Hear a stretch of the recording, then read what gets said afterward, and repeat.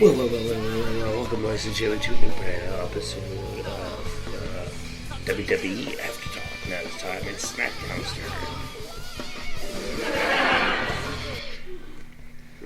turn. In this today's episode, we will be talking about what happened on Smackdown. Alright, let's get right to it.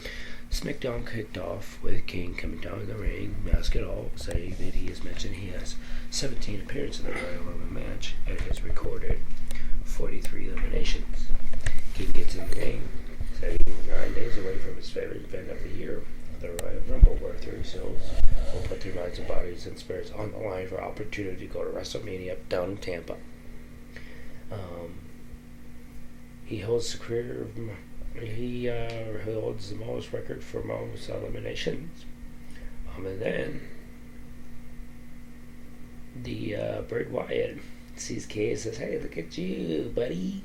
I see you there." Brags about him, so you have to change a bit, and says he's a bully, and takes the time to say he needs to say, "I'm sorry," and he goes, "Well, Roman Rabbit is alive, recovering nicely."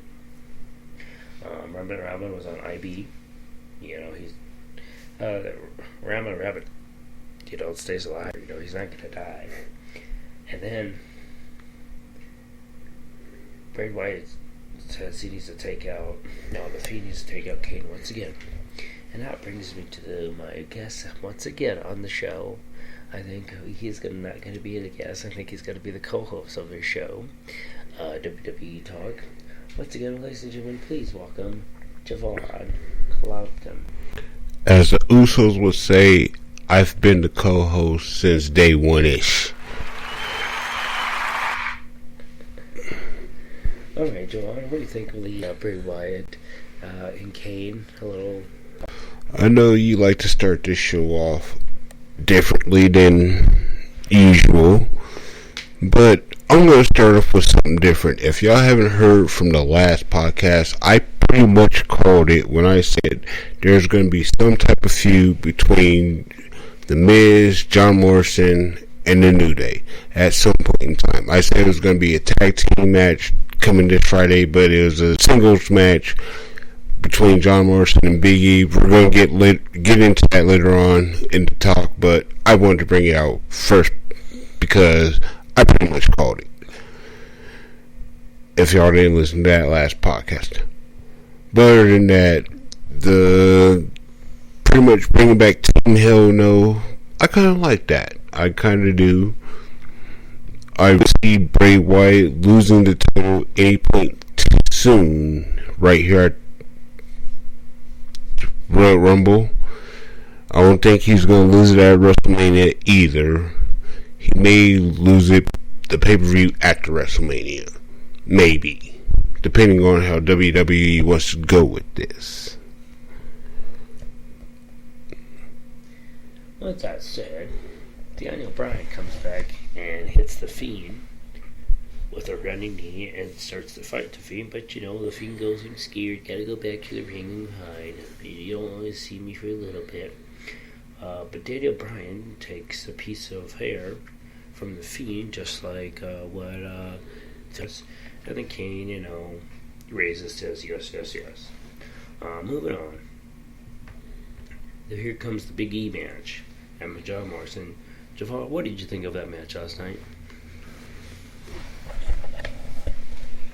Like I said, I was be a tag team match, but I knew Morrison hasn't been the Ring of Honors and the Underground Wrestling like he's been on other independent shows, so he's really been still keeping physical and staying active in wrestling.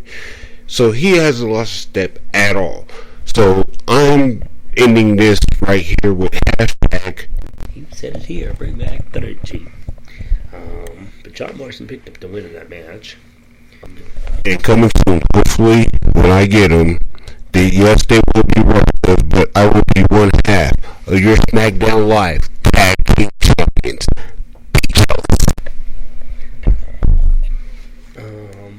We saw clips of Roman Reigns had a feud with Roman Reigns. Set up the match between Roman Reigns and and Bobby Roode in a table match later in the main event. Once again, another match I called because I knew at some point in time King Corbin and Dolph Ziggler were going to come down, and the best tag team since Christian and Edge, the Dudley Boys, the Brothers of Destruction, Kane and Undertaker. They've been down since day one-ish. They started in NXT. They've been NXT Tag Team Champions. They've been SmackDown Tag Team Champions. They've been Raw Tag Team Champions. The Usos came down and helped their cousin out because that's what blood does. No matter what.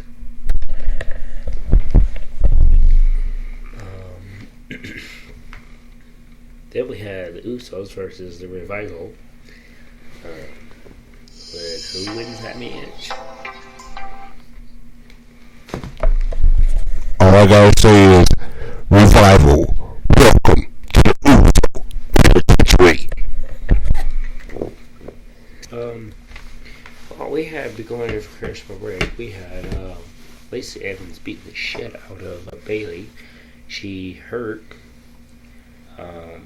Sasha Banks. Well, Sasha Banks, I think, sit down because I think you're good, but if you hurt your ankle, who knows how long Sasha Banks will be up. She'll probably just be faking that injury just because it's a TV show. But I don't know if it was a fake injury or not, but if they keep playing this storyline right, it's going to be turning out good. What I would like to see is actually Sasha Banks turning into that actual heel that she wants to turn into. Because if you've ever seen any like profiles or read up on Sasha Banks, she's also always followed like Eddie Guerrero, and pretty much Eddie Guerrero was the top thing of SmackDown. So if she wants to be the top thing of the women's division in SmackDown, she needs to tap into that heel division, and yeah, she may have to turn on a friend because she is the women's champion to a great match. Because hey, why not put the SmackDown Live women's champion on Sasha Banks? I like her, yes, but why does Charlotte Flair always have to get the glory? Yes, the Nature Boy is the top thing. He's the 16-time world champion way before John Cena even stepped in the scene, so we're not even going to talk about him. Because he wanted to hound down on the Rock about going right now. Hollywood, making movies. See ya. alright, going back to the commercial, Shorty G was talking. He was asking about the return of Tristan Tactum. And, Shorty D didn't like it. But then, Sheamus came in, talked to him, said, interrupt him, said, ha ha ha. Said, but see, oh yeah, there he is. And then, Shorty G attacked him, and that sets up a match between Sheamus and Shorty G at the Royal Rumble, and it's probably going to be a pre-show match, or that's going to be the first match. And ladies and gentlemen, I'm going to tell you it's going to be a 3-minute match. I guarantee this is going to be on the kickoff show. This is the worst way to bring Sheamus back. If you're going to bring him back and throw him in some type of rivalry, it should have been somebody better. Against his former tag team partner Cesaro, that would have been something good to see. But no, let's throw him against Shorty G. Okay, I don't have nothing bad against Chad Gable. Nothing at all. He was good when he was with Jason Jordan whenever he comes back, when they were American Alpha. And then once Jason Jordan got drafted to Raw and Shelton Benjamin came back, they threw them together in a tag team. Then all suddenly Shelton Benjamin was sick of pretty much carrying Chad Gable on his back. So there was his heel turn.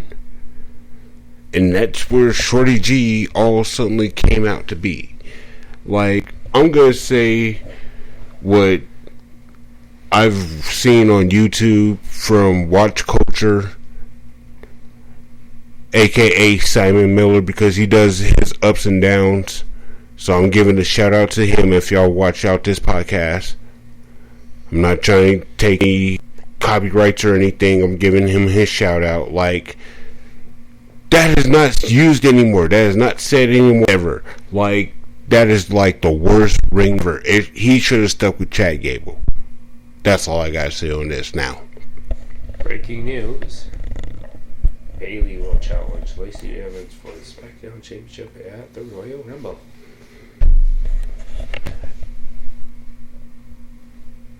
We just heard breaking news. Bayley versus Lacey Evans, Royal Rumble, SmackDown Women's Champion.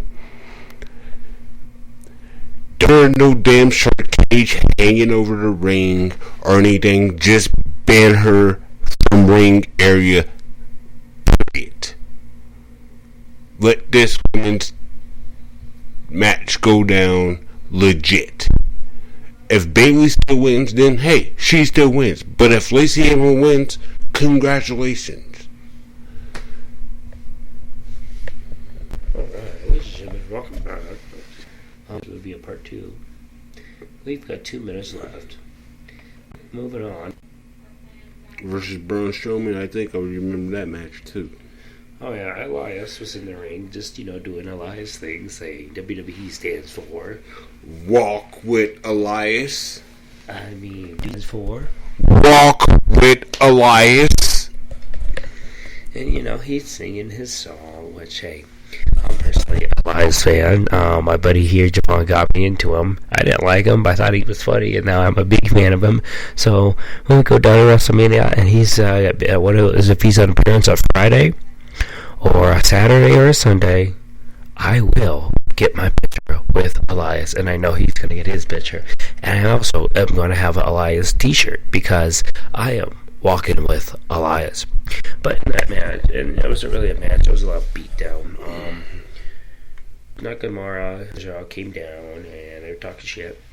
And then he got in the ring and tried to beat up on who beat the king, who came for his help. You know how it always is. It's always 3 against 1, and then there's that nice superstar that comes down and cleans house. Braun Strowman came down and helped out Elias. So, I'm going to predict again. Hopefully, I can get it right this time. A tag team match between Cesaro and Nakamura versus Braun Strowman and Elias. And, like my homeboy said, I've been an Elias fan since day one. I found his promos comical, funny, entertaining. When he's talking bad about out, it's just like, what else can you say? It's funny because he can put words together. Me and my homeboy says he somehow resembles Damien Sandow, but we know it's not the actual same person. It could be. You never know. But on to the next one before these 2 minutes are up, or we may have less than that. We've got 20 seconds left here on the show, but we will come right back because we got to talk main event and we got to talk about next week and our review. So we will be right back after these messages from our sponsor by Pepsi. And